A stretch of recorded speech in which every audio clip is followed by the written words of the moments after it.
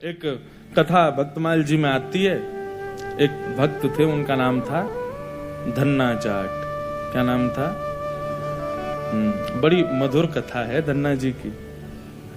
धन्ना जी की कथा ऐसे प्रारंभ होती है कि सामान्य से परिवार में धन्ना जी का जन्म हुआ। देखो, ये हरिप्रिय हैं, इनको हरि प्रिय थे, लेकिन इनकी भक्ति से फिर ऐसी स्थिति हो गई कि ये हरि को प्रिय लगने लगे। तो धन्ना जी के यहां एक संत पधारे। संत की शालिग्राम जी की सेवा। छोटे बालक जो होते हैं वो संतों को या घर में कोई भी बड़े बुजुर्ग आए या कोई भी श्रेष्ठ जन आए, वो क्या करते हैं, कैसे करते हैं, मेहमानों को देखते हैं बैठ के।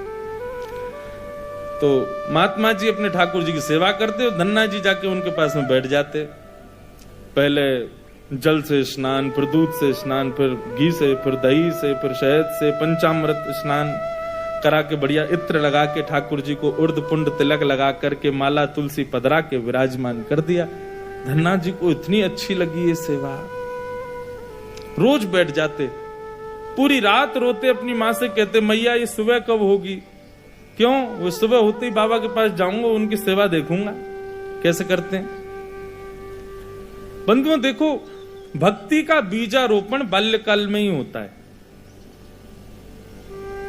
छोटे जितने बालक उतनी ज्यादा उनको सत्संग, उनको संतों के सन्निधि में, भक्तों के पास ले जाना प्रारंभ किया जाए, उसका प्रमाण फिर आपको 25-30 वर्ष का जब वो होगा दिखेगा।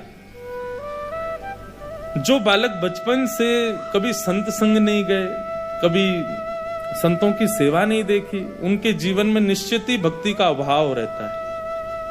इसलिए बाल्यकाल से कौमार आचरित प्राज्ञो, भागवत में आज्ञा करते हैं भक्ति कब करनी चाहिए। बोले कौमार आचरित प्राज्ञो धर्मान भागवतान इह कुमार अवस्था।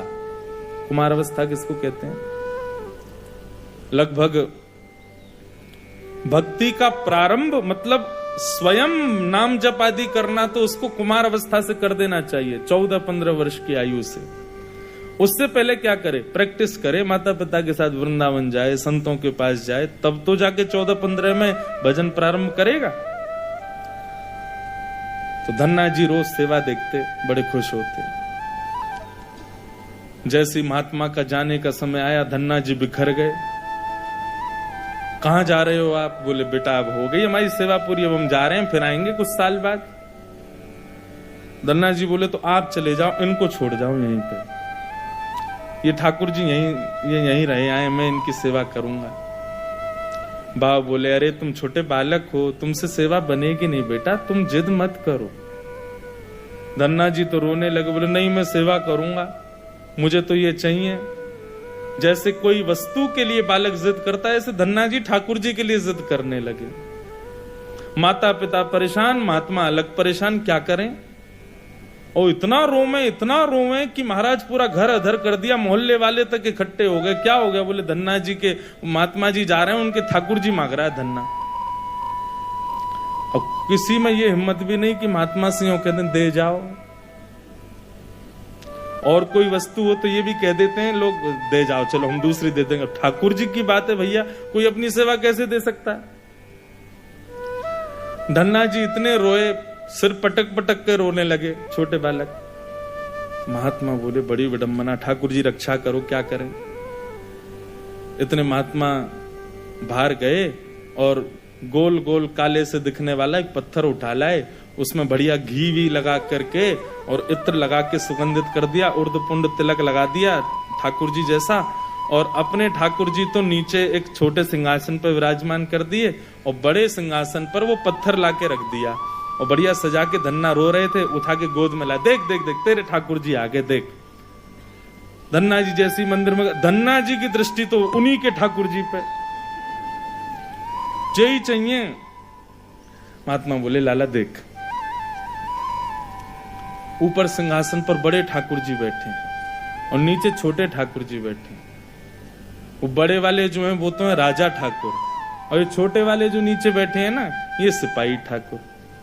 अब बता, मुझे तो राजा ठाकुर ज्यादा बढ़िया लग रहा है, मैं तो उनको ले जाऊंगा, लेकिन फिर याद रही हो जब जब मैं आऊंगा तब तब मेरे ठाकुर जी ऊपर बैठेंगे और तेरे वाले नीचे बैठेंगे, क्योंकि तू सिपाही ठाकुर जी मांग रहा है और मेरे ठाकुर जी तो राजा ठाकुर हैं।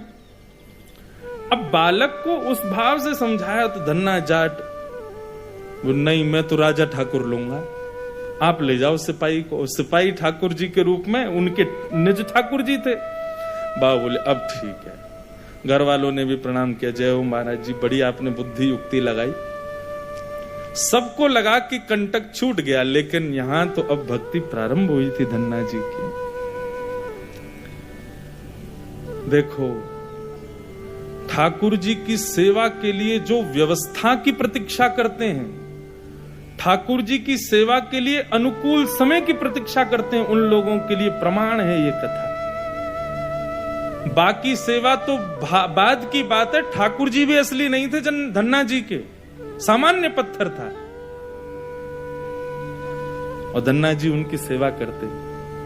रात भर मैया से कहते, मैया पूजा की सामग्री मंगाओ ना, मुझे ठाकुर जी की सेवा करनी है। मैया कहती सुबह मंगा दूंगी, सुबह पीछे पड़ जाते, शाम को मंगा दूंगी, शाम को पीछे पड़ जाते, सुबह मंगा दूंगी, रोज टाल देती। एक दिन धन्ना जी अनशन पे बैठ गए, नन्हे से, भोजन नहीं करें, दूध नहीं पीवे, पानी नहीं पीवे। अब तो ये कि रात में सोए भी नहीं, मैया से बस ये कहें पूजा की सामग्री मंगाओ, पूजा की सामग्री मंगाओ। मां ने सहज भाव से कह दिया, तेरे ठाकुर जी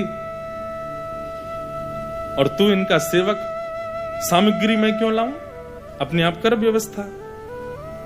धन्ना जी निकल पड़े। महाराज पुष्प लियाए तोड़ करके, तुलसी लियाए, बढ़िया सुंदर माला बना ली। नन्हे से बालक जैसी उनको जैसे खेल खेल में सेवा करते वैसी सेवा करते थे। ठाकुर जी को तिलक लगाना है, कहां से तिलक लावे, तो बाहर गए, एक ईंट फूटी पड़ी थी लाल लाल, उसी ईंट को लाए, पानी में घोल घोल के घिस घिस के उसी से तिलक बना दिया। ईंट को घिस करके उसका तिलक श्री ठाकुर जी को लगाया। ऐसी सेवा करने लगे। अपने संगी रखें, अपने संगी सुलामें, संगी मतलब खेल खेल की सेवा थी केवल। घर वालों को लगता था कि भैया दुनिया के लोग खिलौने से खेलते हैं, हमारा धन्ना जो है ये पत्थर को ही भगवान समझ के खिलौना इनसे ही खेल रहा है, बड़ा होगा तो बुद्धि आ जाएगी। परंतु किसी को क्या पता था कि भैया ऐसा भक्ति का बीज पिरो दिया है धन्ना जी के हृदय में। धन्ना जी भोग लगाते और भोग लगाने के बाद में पर्दा लगा करके वहीं बैठ जाते और बैठ करके प्रतीक्षा करते कि ठाकुर जी पा रहे होंगे। फिर धीरे से पर्दा हटा के देखते, अच्छा अभी पाई नहीं, ठीक है, फिर बैठ जाते, फिर प्रतीक्षा करते कब पाएंगे। खूब देर हो गई, नहीं पाई तो ठाकुर जी से बोले, आप रोज भोजन अधूरा छोड़ देते हो। मैं भोजन अधूरा छोड़ देता हूं, मेरी मैया मुझे बहुत मारती है, लेकिन महात्मा जी मुझे ये बता के नहीं गए कि वो मैं आपके संग कर सकता हूं कि नहीं। मेरी मैया तो मुझे बहुत मारती है, लेकिन पता नहीं मैं कर सकता हूं कि नहीं। धन्ना जी के उस प्रिय भाव, भक्ति भाव पर ठाकुर जी रीझने लगे। एक दिन तो धन्ना जी हट करके बैठ गए, यदि आपने नहीं पाया तो मैं भी नहीं पाऊंगा। धन्ना जी ने थोड़ी देर देखा, थाली यथावत रखी है, नहीं पा रहे, तो ठाकुर जी की तरफ कमर करके लेट गए। तो ठीक है, तो आज मैं भी भूखा सोऊंगा। इतने में ही जैसे उंगली को कोई जोर से चाटे तो चट चट आवाज आती है ना, ऐसी चाटने की जोर जोर से आवाज आने लगी। धन्ना जी बोले, ये चप चप खा कौन रहा है, और ये ऐसे चटकारे ले ले करके कौन उंगली चाट रहा है। जैसे ही पर्दा हटा करके देखा तो नील माधव भगवान बैठ करके धन्ना जाट की उस थाली में से प्रसाद पा रहे थे। दर्शन किए जब श्याम सुंदर के, मोहित हो गए। ऐसा नील वरण ठाकुर जी का कटाक्ष नेत्र, बढ़िया सुंदर घुंघराले केशों की गूंद बना करके उसमें मोर पंख लगा रखा है। जैसे धन्ना जाट छोटे, वैसे ठाकुर जी भी छोटे से नन्हे से गोपाल जी आ गए। और जैसे मानो पूरे हाथ में सान लेते हैं ना सब्जी छोटे बालक, ऐसे ठाकुर जी ने माखन, मिश्री और सारी सब्जी सान रखी है और खूब प्रेम से चाट चाट करके पा रहे हैं।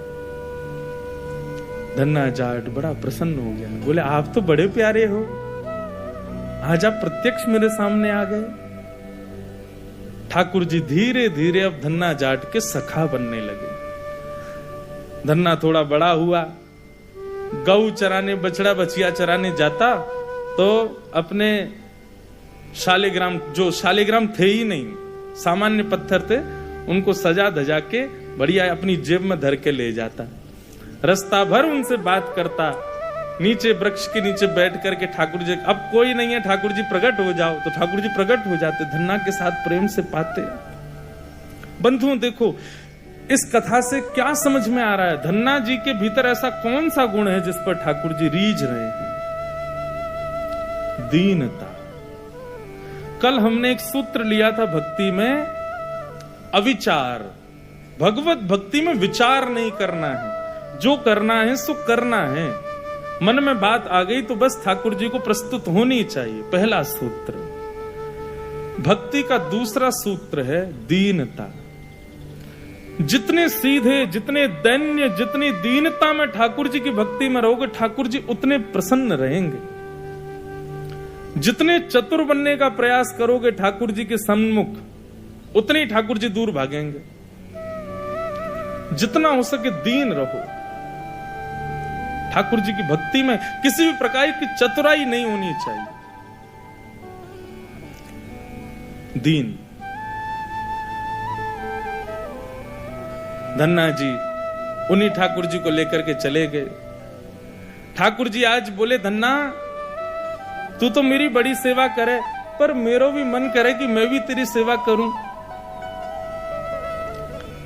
सब लोग इधर देखो, कथा सुनो। धन्ना जी बोले, ठाकुर जी ये उचित नहीं है, आप भगवान हो, आप एक ईश्वर तत्व हो, आपकी सेवा हम करें अच्छा लगता है, पर आप हमारी सेवा करो, ये कहां की शोभा है? ठाकुर जी बोले, नहीं धन्ना हम तो तुम्हारी सेवा करेंगे, हमें बताओ हम क्या करें। और भैया ये भक्ति, ये भक्त भगवान वाली बात थोड़ी है। यहां तो सखा हैं, आप हमारे सखा हो, हम आपके सखा। सखा तो आपस में मिल बांट के सब काम करें। बता भैया धन्ना हम क्या करें? धन्ना जाट बोले, तो फिर एक काम करो, आप हमारी गैया चराओ। ठाकुर जी बोले, ये तो हमारे जन्म जन्म को काम है, ये तो हम बड़ी निपुणता से करेंगे। और बंधुओं यही होता, धन्ना जाट अपने घर से गैया लेके जाता और वन में जाकर के ठाकुर जी को जैसे ही बाहर पधराता, इतने में वृक्ष के पीछे से ठाकुर जी आ जाते और ठाकुर जी कहते, धन्ना अब तू जाके आराम कर, हम गैया चरा देंगे। और सारी गैया ठाकुर जी चराते। शाम का समय जब होता तब धन्ना जी जाते और जाके ठाकुर जी को दोबारा अपनी जेब में रख के गैया लेके आ जाते। एक दिन वो महात्मा आ गए जो धन्ना जी को वो पत्थर दे के गए थे।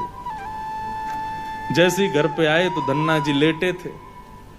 महात्मा आके बोले, और बताओ भाई धन्ना सब ठीक? अरे गुरुजी आए, गुरुजी जय हो, गुरुजी प्रणाम आपके चरणों में। और बताओ वो कहाँ हैं तुम्हारे राजा भगवान?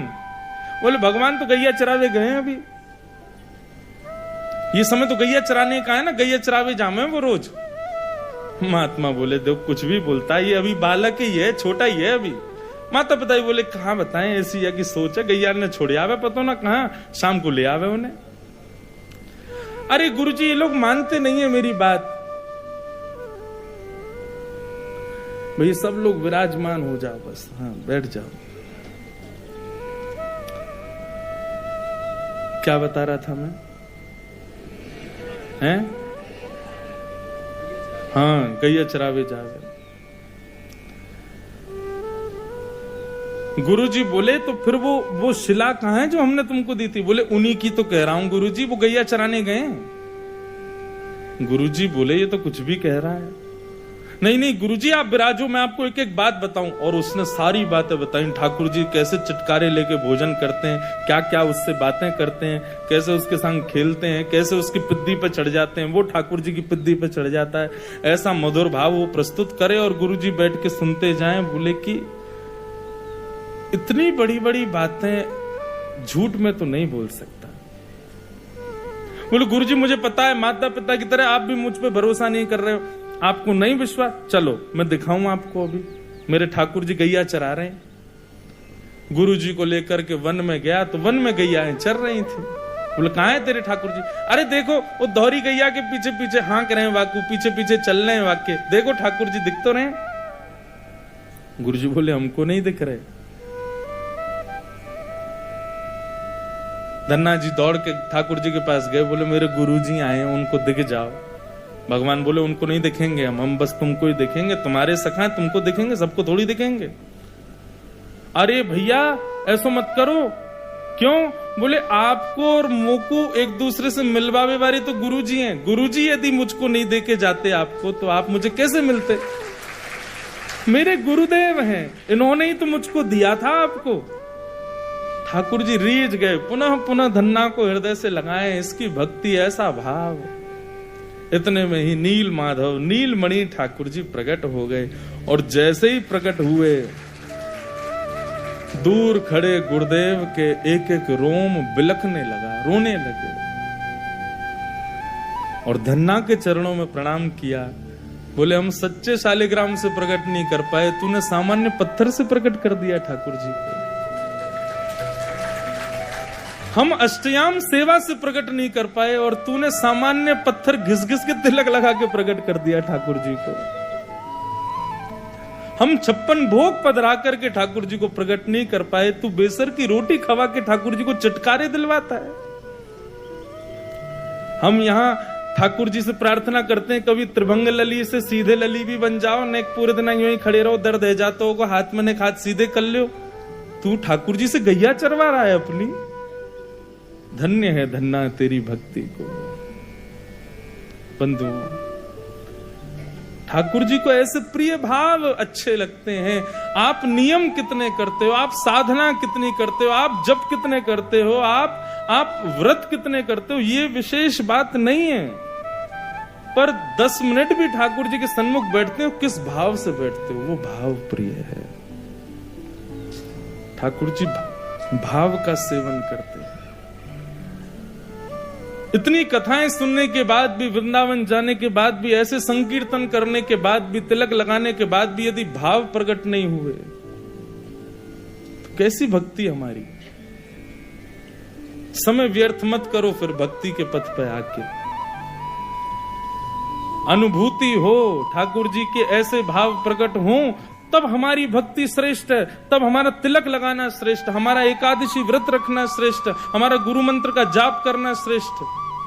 केवल नियम तक सीमित मत रहिए कि बस हमको नियम पूर्ण करना है, अपना हो गया काम, बस माला जपी छोड़े चल दिए काम को। नहीं,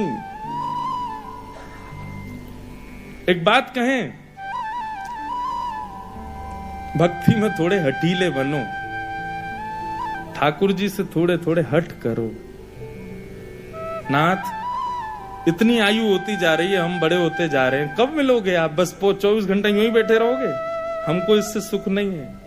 हमारे लिए तो आपको कुछ लीला तो करनी पड़ेगी, कभी कभी करो हट। सब भक्तों ने हट किया। आजकल लोग भक्त हट ही कहां करते हैं ठाकुर जी से। हाँ, हट करते हैं, किस बात का हट कर रहे हैं? काय को व्रत कर रहे हैं, हाथ में कपूर लेके बैठे हैं, हमारे पति के काम नहीं चल रहे उसका हट कर रहे हैं, बच्चे हमारी सुनते नहीं उसका हट कर रहे हैं, घर में विपत्तियां आ गई इसका हट कर रहे हैं। कभी श्याम सुंदर हमसे रीझ हैं, इस बात का हट नहीं करते। हमें उनका प्रिय बनना है, वो तो सबके प्रिय हैं ही। वो तो राक्षस भी जब उनको देखते हैं तो उनको भी प्रिय लगने लगते हैं, पर हम उनके प्रिय बने। सूरदास को प्रिय ठाकुर जी लगते थे ऐसा नहीं कहते, संत जन कहते हैं सूरदास ठाकुर जी को प्रिय लगते थे। मीराबाई ठाकुर जी को प्रिय लगती थी, गोपियां ठाकुर जी को प्रिय लगती थी, गोपाल भट्ट गोस्वामी ठाकुर जी को प्रिय लगते थे, हितरवंश महाप्रभु ठाकुर जी के प्रिय थे। पर हमारे लिए क्या कहेंगे लोग? इनको ठाकुर जी अच्छे लगते हैं। हमारे लिए कोई क्यों नहीं कहता कि ये ठाकुर जी को प्रिय है? हमारे भजन की उपलब्धि इसी में कि हम ठाकुर जी के प्रिय बने। धन्ना के भक्ति भाव को संत ने प्रणाम किया, बोले कि हम तो भैया सच्चे शालिग्राम में से ना प्रकट कर पाए, तेने पत्थर में से प्रकट कर दिए। परंतु बंधुओं, धन्ना जी जैसे थोड़े बड़े हुए ना, तो धीरे धीरे ज्ञानी हो गए, ज्ञान हो गया। अब अबोधता तो जो थी उनके मन की, वो धीरे धीरे जाने लगी। भजने ताई गौर राधे श्याम, हरे कृष्ण भजो निताई गौर राधे श्याम। बैठ जाओ, भजो। धन्ना जी जब बड़े हो गए ना, तो थोड़े से ज्ञानी हो गए। अब उनका सीधापन, जो अबोधता थी उनके भीतर, वो धीरे धीरे कम होने लगी। अब उनको पता लगने लगा कि भैया मैं ठाकुर जी को ऐसे जेब में नहीं रख सकता, मैं ठाकुर जी को ऐसे कहीं भी नहीं बैठा सकता, मैं ठाकुर जी को ऐसे ही कहीं भी लेके नहीं जा सकता, ठाकुर जी की थाली में बैठ के नहीं पा सकता। तो धीरे धीरे उन्होंने, जैसे जैसे उनको पता लगता गया, तो धीरे धीरे उन्होंने सेवा का प्रणाली जो बचपन से चली है वो बदल दी। अब वो इस भाव से सेवा करने लगे कि ये भगवान है।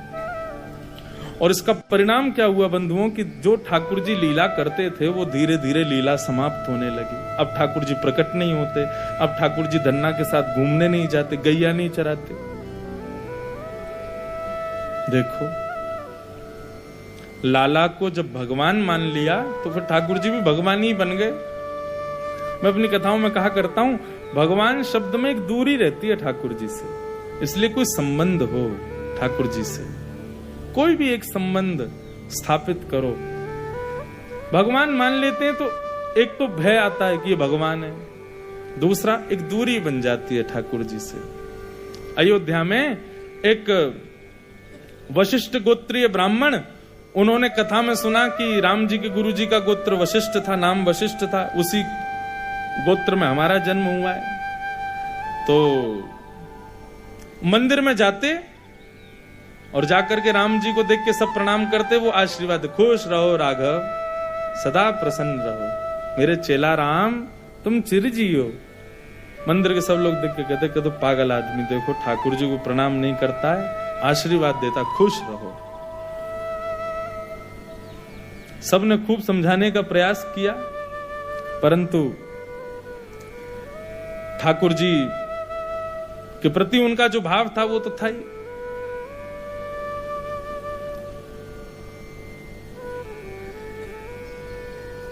ठाकुर जी के प्रति जो उनकी रुचि थी वो तो थी, उसको कोई कैसे बदल सकता था।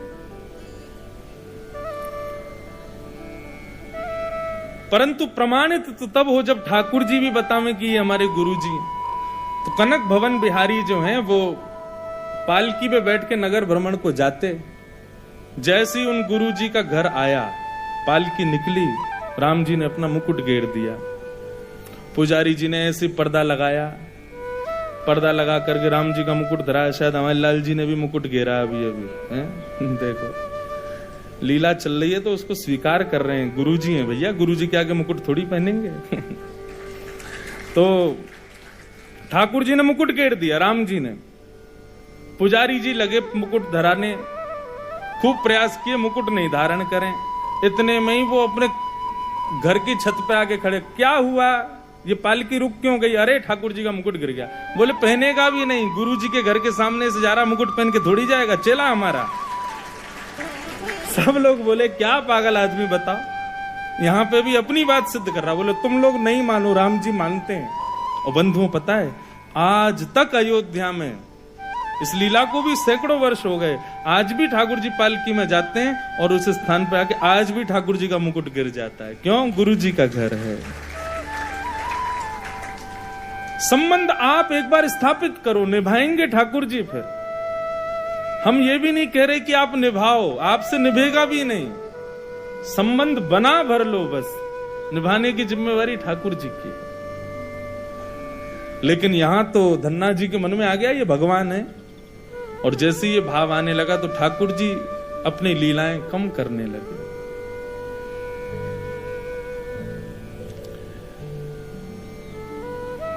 एक दिन व्याकुल हो गए धन्ना जी और अपने ठाकुर जी के आगे रुदन करने लगे। बोले नाथ कृपा करो, आप क्यों लीला नहीं करते, क्यों ऐसे भाव? तब भगवान ने उनके स्वप्न में प्रकट होकर के आज्ञा की, धन्ना जब बाल अवस्था थी ना तुम्हारी, तो तुम अबोध थे, तुम सीधे थे, तुम मुझको अपना मित्र सखा मान करके जैसे चाहते वैसी लीला सेवा करते थे। अब तुम बड़े हो गए हो, अब तुम ज्ञानी हो गए हो ज्यादा ही, तुम मुझको भगवान मानने लगे हो, तो मैं भी फिर भगवान की तरह रहता हूं। धन्ना जी बोले, इसका निदान क्या है नाथ? मेरे हृदय से ये भाव भी नहीं जा पा रहा है कि ये वस्तु अपवित्र है, ये नहीं पधरानी है, यहां नहीं लेके जाना। ये सब भाव तो आते हैं मन में, इनका मैं क्या करूं? और मैं चाहता हूं कि आप लीला भी करो, ये कैसे संभव हो? तब भगवान ने आज्ञा की, बोले अब तुम गुरु दीक्षा लो, क्योंकि अब तुम बड़े हो गए हो, ज्ञान रखने की तुम में सामर्थ्य है। अब गुरु आश्रित हो जाओ और सत्संगों में जाकर के गुरुजनों के प्रवचन सुनो, उनकी दिशा ग्रहण करो, और दिशा ग्रहण करके फिर दीक्षा ग्रहण करो। बंधुओं, हम गुरुदेव के सन्निधि में क्यों जाते हैं? ताकि हर स्थिति में वो हमको समझाएं कि हमें क्या करना, और फिर उन्होंने जो कहा उस पर कोई विचार नहीं। धन्ना जी को स्वयं ठाकुर जी ने आज्ञा की कि जाओ गुरु दीक्षा लो, लेकिन दीक्षा से पहले जरूरी है दिशा। लोग दीक्षा लेते हैं, दिशा नहीं लेते। गुरु जी कह के हार गए, इतनी नाम करो, इतना माला करो, ऐसे नियम करो, कुछ नहीं करते, बस दीक्षा ले ली, उससे काम नहीं बनेगा ना। पहले दिशा ग्रहण करो गुरुदेव की। तब धन्ना जी काशी गए, काशी में जाकर के श्रीमद जगतगुरु रामानंदाचार्य जी के पहले उन्होंने प्रवचन सुने, और प्रवचन में भगवत वाणी, भगवत सेवा के प्रकल्पों को सुनकर के जब उनके हृदय में निष्ठा हुई, तब उन्होंने रामानंदाचार्य जी से दीक्षा ली। और दीक्षा लेकर के जब वो आए, तो गुरुदेव के प्रवचनों से उनका जो अज्ञान था वो नष्ट हो गया, और फिर से ठाकुर जी की लीला प्रारंभ हो गई, फिर से ठाकुर जी प्रकट होने लगे, फिर से ठाकुर जी उनके साथ सब सेवा करने लगे। तो कहने का अभिप्राय क्या है बंधुओं? दो बातें धन्ना जी के चरित्र से हमने सीखी। एक तो दीनता, चतुराई ठाकुर जी को प्रिय नहीं। जितने सरल, जितने दीन बन सको अपने जीवन में, उतने बनने का प्रयास करो। संसार उसको ज्यादा पूछता है जो चतुर हो, जो क्लेवर हो, जिसके पास दिमाग बहुत हो, लेकिन ठाकुर जी उसको पूछते हैं जो बहुत सरल हो, बहुत दीन हो, बहुत सीधा हो, ज्यादा कुछ करता धरता ना हो, भोला सा हो। ज्यादा चतुर लोगों को ठाकुर जी पूछते नहीं। ठाकुर जी कहें बने रहो तुम संसार के। हमारे पूज्य पिताजी महाराज के गुरुदेव अनंत श्री विभूषित श्री रामानुज प्रपन्नाचार्य गुरु जी, उनके विषय में मलुकपीठ वाले महाराज जी एक बार बता रहे थे, बहुत विद्वान थे, उनको भागवत का सचल विग्रह कहा जाता था वृंदावन में, चलती फिरती भागवत। हमारे पिताजी के गुरुदेव, उनके विषय में महाराज जी बता रहे थे, एक बार बहुत बड़ी सभा हुई वृंदावन में, भारतवर्ष के सब संत पधारे, और उस सभा का अध्यक्ष बनाया पूज्य गुरुदेव भगवान को, रामानुजाचार्य जी को। अध्यक्ष मतलब मंच पर जितने भी संत आएंगे सबका स्वागत सत्कार, और सबके उद्बोधन के बाद अंतिम उद्बोधन उनका होगा, और वो जो कहेंगे उसी निर्णय पर सभा पहुंचेगी। ये अध्यक्ष का दायित्व, सबसे बड़ा दायित्व। पर हमारे गुरु जी कैसे, बेचारे सीधी सरल सी धोती पहनते, सामान्य से वस्त्र धारण करते, दीनहीन से रहते, हाथों से तिलक लगा लेते, बिल्कुल सरल स्वभाव उनका। सामान्य सी पादुका पहन करके आ गए सभा में। वहां सभा में भारतवर्ष के सब संत आए थे, हजारों की तादाद में भीड़ बैठी थी। आने में बेचारे थोड़े से लेट हो गए, विलंब हो गया, तो जैसे ही मंडप में प्रवेश करने लगे तो उनका नाम उच्चारण मंच से हो रहा था। परम पूजनीय प्रातः स्मरणीय श्री रामानुजाचार्य जी महाराज, जो आज की सभा के अध्यक्ष हैं, वो मंच पे आ जाएं। गुरु जी बेचारे हमारे आने का प्रयास तो कर रहे, दो चार महात्माओं ने डांट फटकार के उनको बैठा दिया, यहीं बैठो, कहां जा रहे हो, आगे भगे जा रहे हो, भीड़ इतनी हो रही है। तो हमारे गुरु जी वो बेचारे पीछे चप्पलन में ही बैठ गए। सभा के अध्यक्ष वहीं बैठ गए, वहीं बैठे बैठे पूरी सभा सुनते रहे। सब लोग बार बार घूम घूम के जाए, बोले कि रामानुजाचार्य जी नहीं आए अभी तक, अध्यक्ष नहीं आए, समय निकला जा रहा है। दो चार लोग हमारे घर पहुंचे, बोले गुरुजी कहां हैं? बोले गुरुजी तो सभा में गए। बोले सभा में तो आए नहीं है। लौट करके आए, बोले सभा में ही बैठे, हजारों लोगों में देखा तो पीछे जहां जूते चप्पल उतरे हुए तो मां गुरु जी बैठे चुपचाप दीनहीन सभा में। जब जाकर के मंच में बताया, बोले रामानुजाचार्य जी तो पीछे बैठे। सारे संत आए, सबने उनको नतमस्तक प्रणाम किया। बोले आपकी ये दीनता, ये सरलता, ये दैन्य भाव, इतने विद्वान, इतने श्रेष्ठ होकर के भी आप में ऐसी सरलता।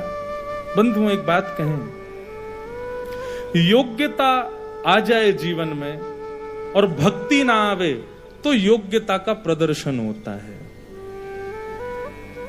पर योग्यता आने पर भक्ति आ जाए तो उस योग्यता को व्यक्ति छुपाता है। विद्वान होकर के भी ऐसा प्रिटेंड करेगा कि वो कुछ नहीं जानता है। सर्वगुण संपन्न होकर के भी वो ऐसा दिखाएगा कि वो बिल्कुल, इसका एक सूत्र हमारे यहाँ के, जो अपनों सुख चाहे हो तो मूर्ख बन के रहो।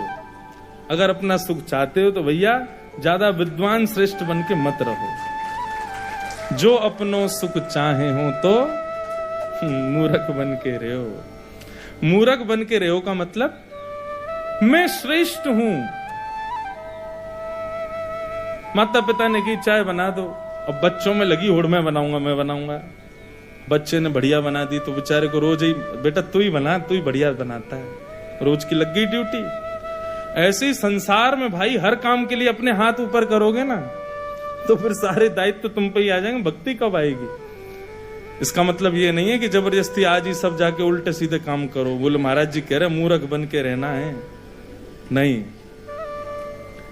कहने का अभिप्राय अपने भाव, अपनी योग्यता, अपने स्वभाव, अपने जितनी भी श्रेष्ठताएं उनको छुपाने का प्रयास करो। भक्ति छुपाने का विषय है, प्रदर्शन का नहीं। प्रदर्शन मत करो,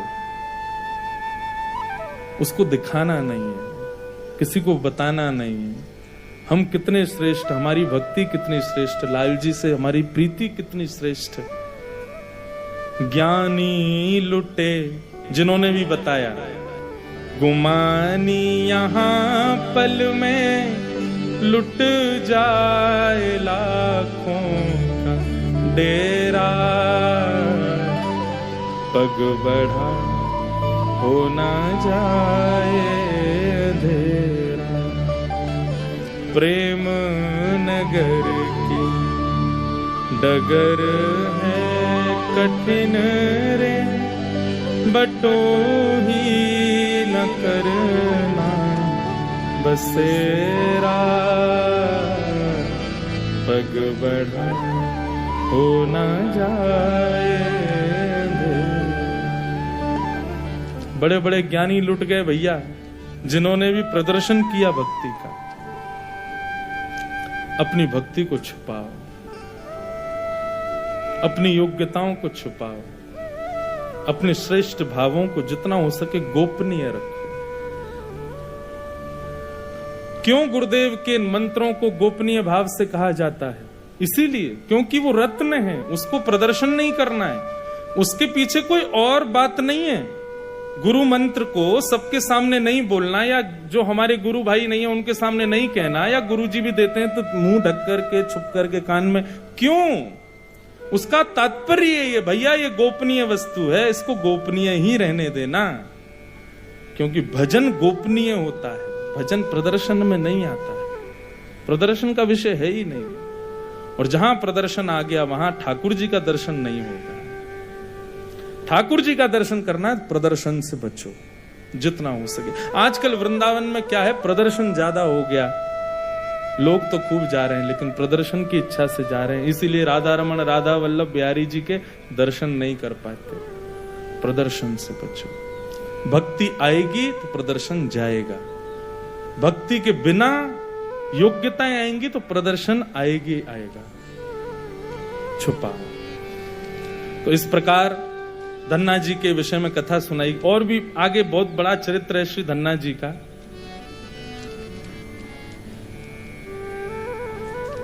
ऐसे धन्ना जी के इस भाव से हमने दीनता सीखी, दैन्य सीखा। जितना दीन बन सको उतना प्रयास करो दीन बनने का। तो पहला सूत्र भक्ति का, भक्ति भाव में सोचना नहीं है, और दूसरा सूत्र दीन बन के रहना है, सरल बन के रहना है। बस यही भक्ति के कुछ सूत्र हैं।